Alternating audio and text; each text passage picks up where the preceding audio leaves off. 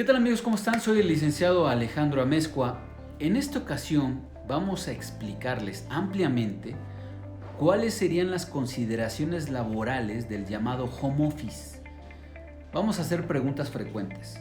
¿El trabajo a distancia se encuentra regulado en la Ley Federal del Trabajo? En materia de trabajo a distancia no hay legislación específica.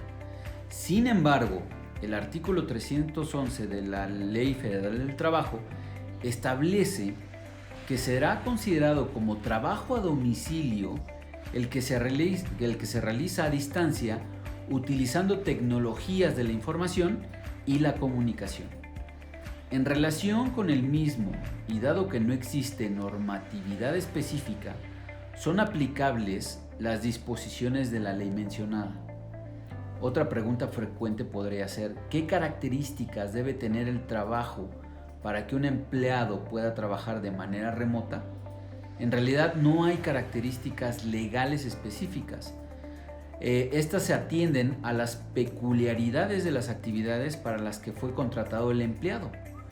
Asimismo, cuando la posición del empleado le permita desarrollar sus funciones de manera remota, esto puede pactarse por las partes en un convenio específico en el propio contrato individual de trabajo o en una política de la empresa.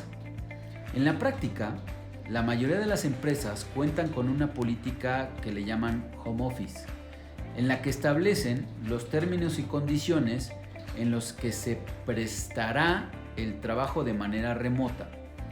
Entre ellos, la elegibilidad de los empleados al esquema de home office, la vigencia del mismo, la obligación del empleado de presentarse en el centro de trabajo cuando así lo requiere el patrón, así como la posibilidad del patrón de modificar, suspender o incluso cancelar en cualquier momento el esquema de trabajo de manera remota.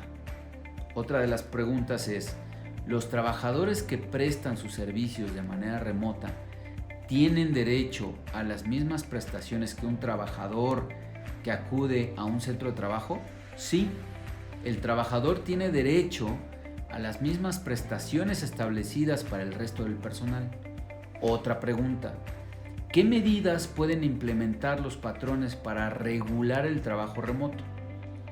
Bueno, se puede establecer una política de home office en la que normalmente el patrón señala los términos y condiciones en los que se desarrollará el trabajo remoto, que incluya, entre otros, los horarios de disponibilidad que debe de tener el empleado, el número de horas en las que el trabajador estará activo y disponible, los horarios de disponibilidad para actividades conjuntas por medios de comunicación, compartir agendas electrónicas a fin de que el patrón y los demás puedan verificar la disponibilidad del empleado y lograr una óptima planeación para el desempeño de las actividades conjuntas.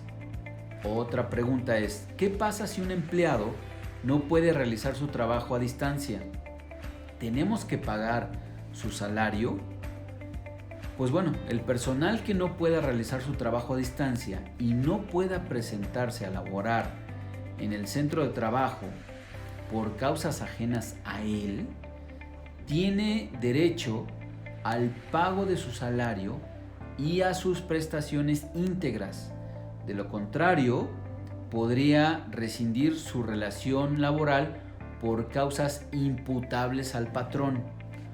Sobre el particular, el 31 de marzo de este año, la Secretaría de Salud Federal emitió un acuerdo que establece nuevas medidas para hacer frente a la emergencia nacional sanitaria por causas de fuerza mayor determinada por el Consejo de Salubridad General. Este acuerdo, que incluye la suspensión inmediata de actividades no esenciales del 30 de marzo al 30 de abril de este año, como lo hemos dicho en anteriores videos, y dichas medidas son de carácter obligatorio en toda la República Mexicana y tienen por objetivo, ya lo dijimos, combatir la dispersión y transmisión del COVID-19. Durante este periodo de suspensión Las actividades no esenciales deberán suspenderse de forma inmediata. Solo podrán continuar las actividades definidas como esenciales, por ejemplo, aquellas que de manera directa son necesarias para atender la emergencia sanitaria, como son las actividades de la rama médica, paramédica, administrativa y de apoyo en todo el Sistema Nacional de Salud. Estos centros de trabajo que desarrollen actividades esenciales podrán continuar operando siempre y cuando los patrones no permitan a los empleados llevar a cabo reuniones o congregaciones de más de 50 personas, los patrones den cumplimiento y requieran a sus empleados dar cumplimiento a las medidas sanitarias emitidas por la Secretaría de Salud Federal, y los patrones no utilicen el trabajo de personas vulnerables, mayores de 60 años de edad o personas embarazadas, o con diagnósticos de hipertensión arterial, diabetes o enfermedades cardiopulmonares, como ya lo hemos platicado en anteriores videos, que se consideren esenciales. Todo el personal que esté en posibilidad de realizar sus actividades a distancia deberá continuar con sus labores y tendrá derecho al pago de su compensación total. Otra de las preguntas es: ¿el trabajo a distancia, o llamado home office, modifica las condiciones de trabajo, es decir, el salario o la jornada? En principio, el home office no modifica las condiciones de trabajo, tales como tus actividades, tus horarios y tu salario. Únicamente modifica el lugar en el que se desempeñarán tus actividades. Otra de las preguntas es: ¿el trabajo a distancia da el derecho de pago a tiempo extraordinario?